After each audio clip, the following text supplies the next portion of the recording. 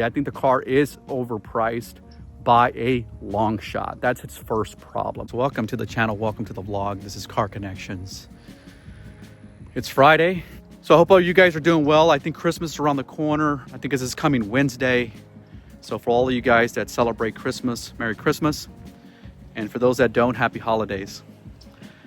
So the new 2023 Dodge Charger EV, what are my thoughts? And I think some of you guys are gonna really care about my thoughts because, well, one, if you guys been looking at the channel over the last, I don't know, probably 3 years, you guys have seen an evolution in my channel. I used to own a lot of traditional ICE cars, and I still love my ICE cars, by the way. I have nothing against ICE. What I prefer is I want the consumer to have choice. And as long as we have choice, I think people are happy. I don't think we should be, nothing should be mandated or shoved down our throats, even with EV tax credits, you name it. We shouldn't have any type of product. You let the manufacturer deliver and produce a product, and you let the end user or consumer choose. I think that's the way it should work. That's just a personal opinion, but I think that's the way it should work. I drive an EV because I want to drive an EV. That's my passion. I love the low maintenance. I love the acceleration. There's no gears. I just love everything about them. And then on top of that, they're green. Checkbox for me, right? It hits all the check boxes for me. And so jumping back to the 2023 or 2024, maybe 2025 Dodge Charger, it's only coming out in the 2-door initially, followed by the 4-door, I believe, later this year. I think overall, let me just start with styling. I think the styling of the car looks nice. It does have a muscle car vibe to it, which I do like. And I think the lines and the shapes of the car are pretty nice. I prefer still the ICE version or the old version. And when I say old, I mean Dodge has been holding on to that older version for, I don't know, 15, 20 years. They've just changed everything around it and maybe made the chassis a little bit more nicely tuned, but it's still the same old car. But the EV styling, it looks great. I think one of the things they really hit it out of the ballpark with is the interior of the car is one of the best features, guys. You should have done is kept the current chassis, the current model, gave you an EV option and gave you an ICE option where you could also get the Hellcat engine, not just the V6 Hurricane engine. And the customer would choose, hey, you could choose this path with all the updated interior. You could keep the exterior, maybe refine it a little bit, but just give it the new interior of the EV version on the old. And I think they would have had a hit, man. But, sometimes we can't control that. It's the CEOs, the executives that make those decisions sometimes for us as a consumer. The cars are barely coming out. Supposedly they're showing up in showrooms already. I haven't seen one. They're listed on Auto Trader already for sale, but they're all the mock photos. They're none of the real photos. I don't think they're at dealerships a lot.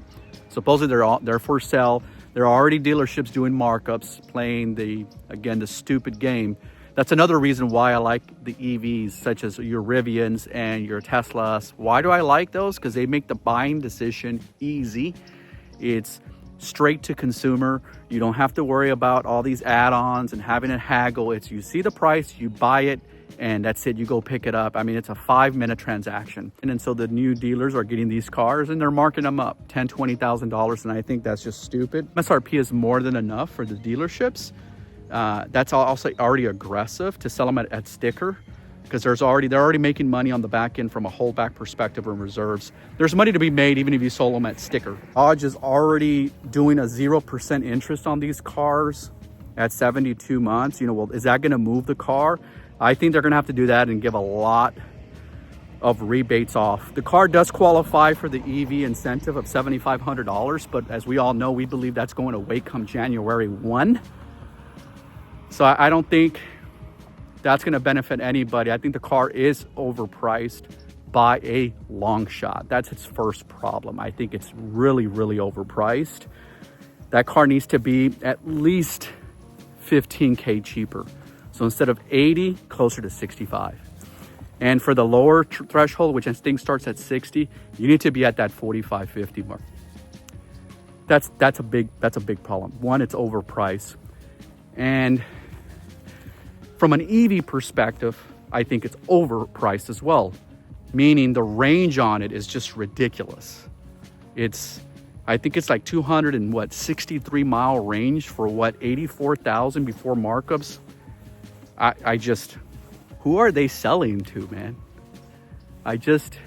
You're trying to create a very, affordable car that you can sell to the masses, and which is what Dodge used to do. They've moved away from their core brand because they've decided to shift, I guess, their strategy, and nobody's buying it. Their lots right now are overfilled, and they're bringing a new product that's not getting people excited. And that's what you want to do, is when you roll out a new product, you're struggling to sell what you have today because it's overpriced, and then you're bringing more overpriced, and then you're trying to sell something that people just don't want because you're trying to shove an EV mandate. Again, I'm all about choice. You got to give people choice. It's easy. It's not one size fits all.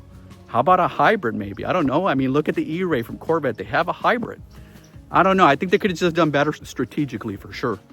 Car's nice, guys. I like it. I like the way it looks from the interior, exterior. I like the tire packages. If they could just drop a nice V8 in there, I think it would be great. To get me to purchase, because I am an EV guy and I buy a lot of EV cars, as you guys have been seeing the channel, what would Dodge need to do? So how do they bring somebody like me that's in this, I guess, targeted demographic? Number one, you need to drop the price. You're gonna have to drop that price at least $10,000 to $15,000. That's number one. Number two, you need to increase the range. That battery range at 268 for that price, it ain't gonna happen. You gotta give me at least 300 miles, at least. And again, you start comparing this, say, with the Tesla Model 3 Performance, that's undercutting these guys. You can get one for about $57,000, and you still get the $7,500 EV, so you're closer to 50. Some you can get them for 47, brand new. This is a Tesla Model 3 Performance with way better 0 to 60 and 300 mile range. That is a car that attracts a lot of people to buy because it's it's a banger. You're going 0 to 60 in 2.9 seconds, 300 mile range. It's a 4-door sedan, and it's selling for $45,000 before rebates and taxes. And incentives. That's why they sell a lot of those cars, guys. That's the reality. You need to make affordable cars. They need to provide options. I think that the design of the car looks great. The exterior looks nice. Tires look nice. They just need to make some big changes in that car to attract, again, buyers that, one, don't care. They're not in the EV space, don't care for EV. You're losing that entire audience, which is your core. And then even people like me that are in the EV space, it's not an enticing proposition even for me. Why would I go give them $83,000, $85,000 when I can go get a used 23, 22 Porsche Taycan GTS that will destroy that car in everything, fit and finish, reliability, range, you name it. It just doesn't make sense to me. Let me know what you guys think. But that's my vlog for the day. Hope you guys enjoyed that. Make sure you turn on your notification, hit the thumbs up. Merry Christmas and happy holidays. Peace.